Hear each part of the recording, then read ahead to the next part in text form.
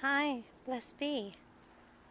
I am back down in New York City. I am back at Fort Totten, and I want to talk about liminal spaces, the spaces and the time of the in-between.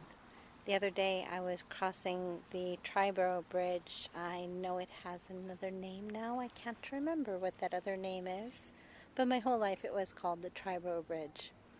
And as I was crossing it to send sunset pictures to a friend, I was just taking pictures without looking. And when I got home and I looked at the photos, one of them had it perfect where the west side of my door frame was all beautiful, bright sunset colors. And the east side of my door frame was already dark blues and purples and lavenders of twilight and nightfall. And here I was, no longer in Queens, not yet in Brooklyn, in the middle of the bridge. And it was just this powerful moment of realization that I was in this liminal space, and I didn't even know to take advantage of it or appreciate it. And here I'm in another one. When I was in the academy here, this was, no matter what the weather was, this was my spot. I would walk down to the water's edge. This is the very beautiful Long Island Sound. And I would just be here, away from the crowds, away from the education and training and people. And oftentimes we would come back here in 1 year or 3 year cycles to take different training updates.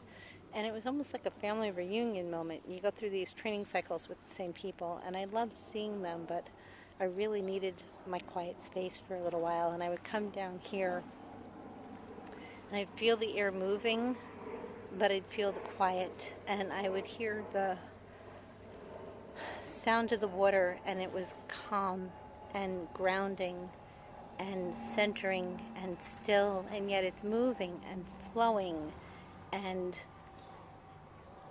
just being.